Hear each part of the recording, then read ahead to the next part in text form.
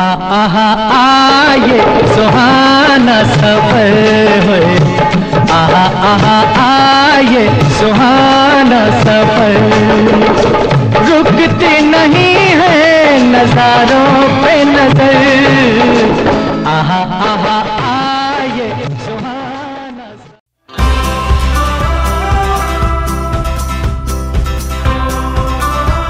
नमस्कार दोस्तों, मैं हूं आपका मोहित बरुआ और आप देख रहे हैं बरुआ का शो मच गो ऑन। आज रंगमंच के सुहाने सफर में हमारे साथ हैं क्या नाम है आपका? थोड़ा सा नाम जी। किशोर कुमार कलवानी जी हैं, जो पुराने रंगकर्मी हैं और हमारे साथ भी किया इन्होंने और बहुत पहले से नाटक किया है। चलिए आपको मिलवाते हैं कलवानी जी से। नमस्कार कलवानी जी। नमस्कार जी। तो हम ये जानना चाहते थे आप रंगमंच में कैसे और किस सन से आए? मोहित जी, मैं रंगमंच में आया, उसके एक छोटी सी कहानी है। हाँ हाँ। स्कूल लाइफ में 8th 9th 10th तक 12th तक मैं रंगमंच में मंचन करता रहा। उसके बाद सन 82 में मेरा मन हुआ कि मैं फिल्म लाइन में चला जाऊँ। अच्छा। और उसके बाद 82 में जब मैं बॉम्बे गया घूमने, तो मैंने वहाँ की चीज़ें देखी, वहाँ का काम देखा, RK स्टूडियो देखा, आशा स्टूडियो देखा, नवकेतन स्टूडियो देखा। उसके पीछे हमारे ज्ञानदेव अग्नोत्री जी का हाथ था, जो स्टोरी राइटर हैं। हाँ हाँ। अब तो इस दुनिया में नहीं है। उनका बेटा अतुल अग्नोत्री अभी है, अभी रंगमंच में है और जी फिल्म जी में है। तो उन्होंने हमारा सपोर्ट किया, RK स्टूडियो घुमाया। उस समय हमारी मुलाकात कुमार गौरव जी से हुई। अच्छा। उस समय लव स्टोरी हिट हुई थी। जब वहाँ का माहौल मैंने देखा तो मुझे लगा कि सिर्फ फेम और पैसा यहाँ पर है। हाँ। एक वास्तविक जीवन जो होना चाहिए, जो हमें स्टेज से मिल सकता है, एक लाइव, जहाँ कोई टेक ना हो, रीटेक ना हो, फाइनल एक ही बार में ही टेक है। रंगमंच से हम अपनी बात को, अपनी कला को जनता तक पहुंचा सकें। वहां से आने के बाद सन 84 से मैंने फिर फोटोग्राफी का जॉब कर लिया। उसके बाद कोई ऐसा माहौल बना कि मैं रंगमंच तक नहीं पहुंच पाया। उसके बाद मेरा विवाह हो गया। सन 88 में एंगेजमेंट हुई, 89 में मेरी शादी हो गई। अच्छा। उसके बाद 90 से मेरी फोटोग्राफी की और प्रेस फोटोग्राफी का काम रेगुलर चलता रहा। 95 से 99 तक मैं पेप्सी का ऑफिशियल फोटोग्राफर रहा। अच्छा। प्रेस में फ्रीलांसर फोटोग्राफर हमेशा रहा 84 से। तो उस बीच में कई कलाकारों से मुलाकात होना, क्रिकेट स्टारों से मुलाकात होना, उस माहौल में रहना, तो रंगमंच तक मैं पहुंच नहीं पाया। सन 2001 में इत्तेफाक से मैं मानवाधिकार से जुड़ गया। अच्छा। मिस्टर AC कपूर, कानपुर के वकील साहब, उन्होंने मानवाधिकार की संस्था बनाई थी, उसमें मैं जुड़ा। वहाँ पर उन्होंने प्लान किया कि हमें एक नाटक करना है जिससे जनता को अवेयरनेस कर सके, मानवाधिकार के प्रति जागरूक कर सके। तो मैं वहाँ गया तो इत्तेफाक ये हुआ कि जब उन लोगों ने कलाकारों की टीम बुलाई नाटक करने के लिए, उसमें मिस्टर शिबू खान। अच्छा। अब आगे बताऊंगा कि शिबू खान मेरे साथ क्या हो गए। शिबू खान थे, मिस्टर गोपाल सक्सेना थे, और एक दो उनके साथी रंगकर्मी थे। उनसे मेरी मुलाकात हुई, रिहर्सल शुरू हुई। तो उसमें एक किरदार था कालराज का। उस स्टोरी में कालराज एक कॉन्ट्रैक्टर था जिसका काम था लोगों को ठेका लेना और उसके बाद काम करा करके देना। वो मशहूर था कि वो बहुत बड़ा करप्टेड है। वो किरदार करना था। हाँ, वो अपने किरदार में था। तो जब रिहर्सल शुरू हुई तो शिबू खान ने 4-6 आर्टिस्टों को बुलाया, रीडिंग कराई। जब रीडिंग कराई तो कोई रीडिंग अच्छे से कर नहीं पा रहा था। तो अब अंदर का कीड़ा समझ लीजिए या ये समझ लीजिए कि अंदर का आर्टिस्ट निकलना चाहता था। मैं खड़ा हो गया। कपूर साहब बोले, अरे आप बोल के बता दो। हाँ, आपने बता दिया। और हम खड़े हुए, हमने कहा अरे क्या बात करते हो भाई, हैं? तुमको इतना भी तमीज नहीं है कि तुम ये कर सको? कहना अरे भाई ये तो आप तो बहुत अच्छा बोल रहे हैं, ऐसा कीजिए आप ये किरदार कर लीजिए। मैंने कहा साहब हम हमारे बस का नहीं, मैं फोटोग्राफर आदमी, प्रेस का काम है, फ्रीलांसर हूँ, मैं कहाँ समय दे पाऊंगा। शिबू खान के परम आग्रह से, नहीं गोपी भाई आपको करना है, कलवानी जी आपको ये करना है, क्योंकि अगर नाटक में जान आनी है तो आपकी आवाज़ अच्छी है, आपकी आर्ट अच्छी है, अच्छी आपकी डिलीवरी अच्छी है, तो आप इसको करो। और वो समय आया, मर्चेंट चेंबर हॉल में सच का साया नाम से वो नाटक का मंचन हुआ। और मंचन के तुरंत बाद ग्रीन रूम में, जिनको मैं जानता नहीं था, मे बी मिस्टर रतन राठौर थे और एक दो जने जो और भी रंगकर भी थे, मेरे पास आए, ग्रीन रूम में आए और कहने लगे अरे ये कौन है? तो शिबू खान ने मेरा परिचय कराया, किशोर कुमार कलवानी गोपी भाई हैं और ये फोटोग्राफर हैं, प्रेस में हैं, ये है वो है, सारी चीज़ें उन्होंने बताई। तो कहने आपको रंगमंच की आवश्यकता है, ये नहीं रंगमंच को आपकी आवश्यकता है। हम लोग बहुत दिन से नाटक कर रहे हैं और आपने इतना अच्छा किरदार किया है, तो साहब मोहित जी वो दिन 2000 की वो शाम उसने मुझको ला करके फिर मंच पर खड़ा कर दिया। फिर उसके बाद आप रंगमंच से जुड़ गए? उसके बाद हम रंगमंच से जुड़ गए। शिबू मेरे भाई, मेरा छोटा भाई है, उसने कोई कसर नहीं छोड़ी जहां मेरी कमियां थी, क्योंकि वो रंगमंच से ऑलरेडी जुड़े हुए थे, उनको उस चीज़ का ज्ञान था ज़्यादा। मेरे को जो थोड़ी बहुत कमियां थी सारी मांझ करके हमको एक ऐसा आर्टिस्ट बना दिया। फिर करते रहे रंगमंच आप? फिर रंगमंच करते रहे। हम लोगों ने 1617 नुक्कड़ नाटक कर डाले। समाज सुधारक के नाटक? समाज सुधारक के रोटरी क्लब के लिए किए, योग ज्योति इंडिया के लिए किए। अच्छा। और आपके 2-3 और क्लब रहे, उन सब के लिए किए। पेड कहीं नहीं किया, पैसा किसी से नहीं लिया। भाई मिलता ही क्या था हम लोग नुक्कड़ नाटक में? समाज सुधारक के लिए हम लोगों को नाश्ता पानी मिल जाता था। जब हम लोग नाटक करते थे तो हम लोग को लगता था कि हम लोग एक जंग जीत कर आए हैं। और फिर वो कीड़ा साहब बढ़ता गया। सन 2003 में कला शक्ति सोसाइटी के नाम से शिबू भाई ने और हम लोगों ने संस्था बना ली। फिर निरंतर करते रहे। 2003 में मेरी मुलाकात योगेंद्र मोहन गुप्त जी, जो माननीय है हमारे दैनिक जागरण समूह के चेयरमैन भी है, मालिक भी हैं। अच्छा। उनसे मुलाकात हुई तो उन्होंने कहा कि गोपी भाई कलवानी जी आप कुछ अच्छा करो, कुछ बड़ा करो, हम आपके साथ हैं। आर्थिक मदद उन्होंने नहीं दी, मगर एक सपोर्ट उनका मिस्टर डॉक्टर भसीन सब ने मिल करके फिर हम लोग एक उस पर रिसर्च करी कि क्या करना चाहिए। फिर मैंने एक नाटक लिखा, द रेप ए मैसेज। अच्छा। बलात्कार एक संदेश। उस नाटक में 35 आर्टिस्टों को लिया मोहित साहब। अच्छा। उसका निर्देशन शिबू खान जी ने किया। अच्छा। स्टोरी मैंने लिखी, सह निर्देशन भी मैंने किया। मंचन कहाँ किया? लाजपत भवन में। अच्छा, बाहर में तो ले गए आप लोग? हाँ, बाहर हम लोगों ने शिमला में नाटक किए। शिमला में कंपटीशन होता है हर साल, वहाँ हम लोगों ने निर्धन की बेटी नाटक का मंचन किया। और मुझे याद है कि आप भी उसमें थे। हाँ, मैं भी गया था। पंडित जी का रोल था ना? पंडित जी के रोल में आप थे, मुझे अच्छी तरीके से याद है। मैंने उसमें एक सुंदरलाल दारू वाला का रोल किया था। आपने दारू वाला, एक इंस्पेक्टर का भी रोल किया था। एक इंस्पेक्टर का रोल किया था, एक सुंदर डबल रोल मैंने किया था। तो वो समय था जब हम लोगों ने 10 दिन साथ में गुजारे थे, सोलन की गलियों में और रहते थे, शिमला पूरी घूमते थे। फिर शिमला में हम लोगों ने नुक्कड़ नाटक किए।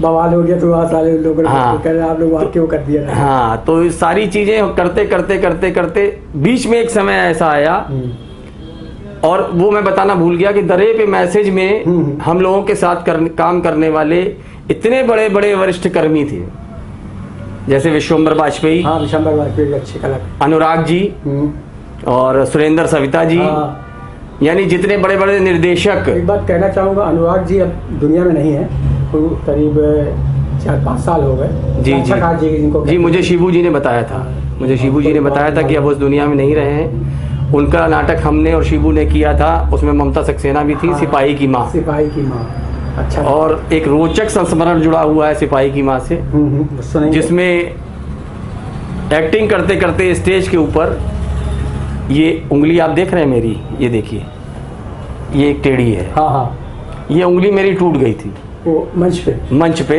जब मैं बंदूक लेकर के लड़ रहा था। तो गिरे आप? तो गिरे नहीं, वो बंदूक टकराने में ये उंगली मेरी टूट गई। और सरस्वती माँ की कितनी अच्छी कृपा थी, तो उसके बाद भी मैं 30 मिनट तक नाटक करता रहा। जब खत्म हुआ तब दर्द महसूस हुआ? जब खत्म हुआ तब उसके बाद मैंने उसके दर्द का महसूस ज़्यादा एहसास किया। उतनी देर तक माँ सरस्वती की कृपा से मुझे कुछ भी नहीं हुआ और नाटक का मंचन सफल हुआ। अच्छे से डायलॉग बोले, सब कुछ हुआ और अच्छा प्रदर्शन हुआ, जैसा कि लोगों ने उसको पेपर में और सब में सराहा। अच्छा कलवाणी जी, पहले के रंगमंच और अब के रंगमंच में कितना फ़र्क आपको नज़र आता? पहले के लड़कों का डिवोटी और अब के लड़कों में कुछ आपको अंतर नज़र आता है? देखिए मोहित जी, ऐसा है कि पहले के रंगमंच में और 10 साल पहले, 15 साल पहले के रंगमंच में आज के रंगमंच में इतना फ़र्क हो गया है कि आज कोई भी श्रद्धा से रंगमंच नहीं करना चाहता, इसका मन से। उसका कारण है पैसा।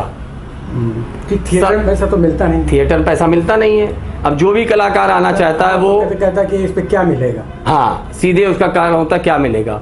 और जब हम रंगमंच के लिए आगे बढ़ते हैं, पब्लिक से कहते हैं, स्पॉन्सरशिप तलाशते हैं, तो हम लोग को भीख जैसी मांगनी पड़ती है। कोई पैसा देने के लिए तैयार नहीं होता है। अभी कोई शो हो, वो कौन कौन सी नाचने वाली आती हैं, और वो डांसर आती हैं, फैशन शोज हैं, उनके लिए लाखों रुपए इकट्ठे हो जाते हैं, लेकिन हमारे रंगमंच के लिए 1 रुपया भी फंड की सबसे बड़ी प्रॉब्लम रहती है।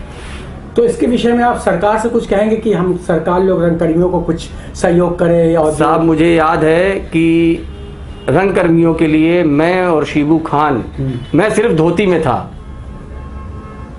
जनेऊ डाले था, धोती में था, कोई कपड़े नहीं पहने था, पैर नंगे था, बड़े चौराहे से कमिश्नर ऑफिस हम लोग इसीलिए गए थे, जहां तक मुझे याद आ रहा है। अच्छा, रंगकर्मियों के प्रोत्साहन के लिए कि इनके लिए सारी चीजें की जाएं, यहाँ थिएटर बनाया जाए। तो उसका नतीजा कुछ? नतीजा आप समझते हैं, जानते हैं। अगर नतीजा होता तो आज दिखाई देता। सब लोग एकजुट होकर करे तो कुछ कलाकारों के लिए भी। अगर इसमें हमारी जो सामाजिक संस्थाएं हैं, और एक और सबसे बड़ी प्रॉब्लम हो गई है कि हमारी जो मीडिया है, जो नुक्कड़ नाटक हम लोग करते थे, अपना प्रदर्शन करते थे, लोग हम लोग को जानते थे, आज भी जानते हैं, पूरा क्षेत्र जानता है, पूरा डिस्ट्रिक्ट जानता है, बाहर जाते हैं वो लोग जानते हैं, वो मीडिया वाले करने लगे। हिंदुस्तान की तरफ से ये इवेंट हो रहा है, जागरण की तरफ से ये नाटक हो रहा है, उजाला की तरफ से ये नाटक हो रहा है। जब उजाला वाला स्वयं करेगा तो हमको क्यों छापेगा भाई? क्यों हमारी बात को सबके सामने रखेगा? सबसे बड़ी प्रॉब्लम है। अरे एक चीज तो मैं बताना भूल ही गया आपको। इस बीच कायस्थ महासभा ने, उनकी mister UC Srivastava, UC Srivastava ji हैं, बहुत अच्छे इंसान हैं। उन लोगों ने मुझे और शिबू को और हमारी टीम को सबको बुलाया कि भाई मैं एक टेलीफिल्म बनाना चाहता हूँ। अच्छा, भगवान चित्रगुप्त के ऊपर। अच्छा, एक फिल्म बनी भी थी कुछ? हाँ, वो बनी थी। राजू श्रीवास्तव जी ने उसका उद्घाटन किया था लाजपत भवन में, और मैंने उसमें शिव जी का रोल किया है। अच्छा, हाँ। उसमें काफी कानपुर के कलाकार थे। काफी कानपुर, रीटा वर्मा थी, और काफी कलाकार थे कानपुर के, और शिबू भाई के ट्रेंड किए हुए कम से कम 25-30 आर्टिस्ट रहे होंगे।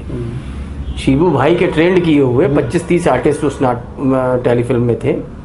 और हर कायस्थ परिवार के घर में आज भी वो सीडी है, और आप लोगों के आशीर्वाद से उसमें हमें आनंद सक्सेना ने बताया कि दादा हम लोग कर रहे हैं। हाँ, आनंद सक्सेना ने बताया होगा। आनंद सक्सेना उस कायस्थ में था ना। जी जी, तो दादा हम लोग का शूट हो रहा है। हाँ, तो ये क्या है कि रंगमंच आज पेड हो गया है, कोई स्पॉन्सर मिलता नहीं है। अगर आप अपने मन की चीज को अगर आप रंगमंच के माध्यम से प्रस्तुत करना चाहते हैं, तो उसके लिए इतनी जटिलताएं हैं। रिहर्सल के लिए जगह की कमी है, थिएटर महंगे हैं। एक थिएटर एक प्रोग्राम करने के लिए कम से कम 80-90 हज़ार रुपया चाहिए। हॉल इतने महंगे कानपुर भाई, हॉल महंगा है। उसके बाद आप कार्यक्रम करेंगे, रिहर्सल करेंगे, नाश्ता पानी देंगे, बच्चे आएंगे, नहीं आप कुछ देते हैं तो कुछ तो करेंगे।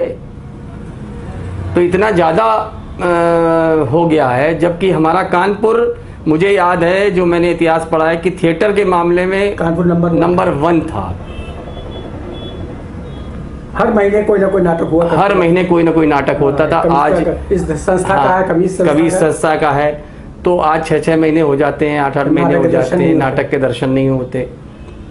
आज हम अपनी प्रस्तुति देना चाहते हैं, किसी से सपोर्ट मांगते हैं तो भी कहता है कि नहीं।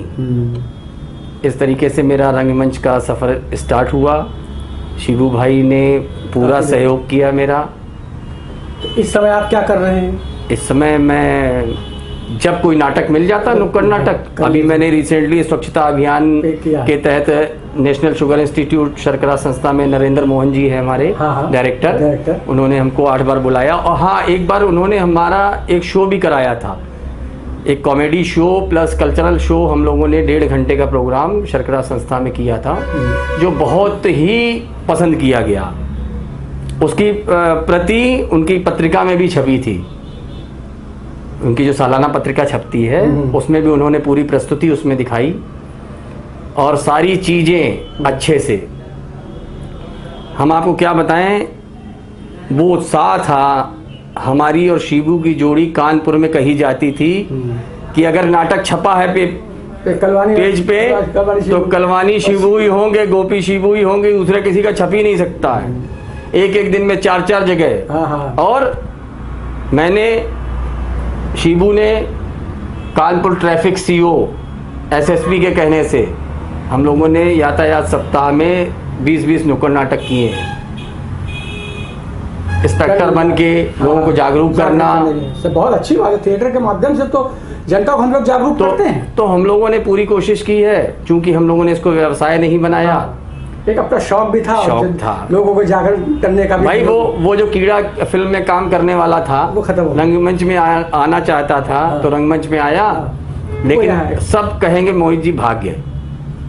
सही। कोई भी कलाकार अपने भाग्य के बिना कलाकार नहीं बन सकता। सही बात, बिल्कुल सही आपने कहा। कर्म कितना भी अच्छा हो, लेकिन भाग्य जब तक आपका अच्छा है, सारे रास्ते खुलते चले जाते हैं और आप करते चले जाते हैं। अच्छा, आपने इतने नाटक भी किए, हम चाहे दर्शकों को कुछ डायलॉग अपना सुनाए ताकि देखे आपके अभिनय का थोड़ा जौहर भी।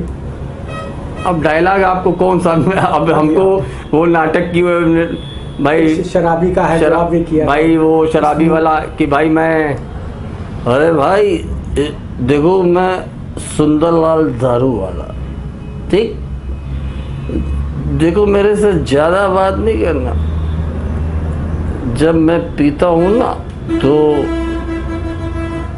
ठीक है, सब बढ़िया होगा, चिंता ना करो। सुंदरलाल दारू वाला आ गया है, सारे कष्ट दूर हो जाएंगे, चिंता नहीं करना। बहुत सही। पुरानी यादें हैं मोहित जी। अब कला की लाइन में अभी, अरे कहाँ जा रहे हैं यार तुम? मोहित जी, अरे दिमाग अपना अच्छा रखो यार, तुम कहाँ चक्कर में पड़े हो? हैं? अरे ठीक है, कलाकार हैं, हम कलाकारी कर रहे हैं, क्या करें? साला पैसे के लिए मोहताज है, साला कलाकारी नहीं करने को मिलती है। देखो साला पैसा मांगता है। तो आर्ट माँ सरस्वती की कृपा होती है। हर किसी को। जब हम मंच पर जाते हैं, पैर छूकर ऊपर चढ़ते हैं, और साहब मेरा अपना अनुभव है कि आपका एक भी डायलॉग मिस नहीं हो सकता। अगर माँ सरस्वती की कृपा है तो आपके सारे डायलॉग अपने आप निकलते चले जाते हैं, और नाटक का मतलब ना अटक, वो किरदार कभी भी अटकता नहीं, और उसका अंत अच्छा ही होता है। चलिए कलवानी जी, आपने हमारा बहुत कीमती समय आपने हमें दिया, उसके लिए बहुत बहुत हम शुक्रगुजार हैं। और इस शो मस्ट गो ऑन में एक छोटी सी भेंट है जो मैं आपको देना चाहता हूँ। दिल मेरा एक आग का पंछी उड़ता है ऊंचे गगन पर, पहुंचेगा एक दिन कभी तो चांद की उजली जमी पर। दिल मेरा एक आस का पंछी, उड़ता है ऊंचे गगन पर, पहुंचेगा एक दिन कभी तो चांद की उजली जमी पर। दिल मेरा एक आस का पंछी।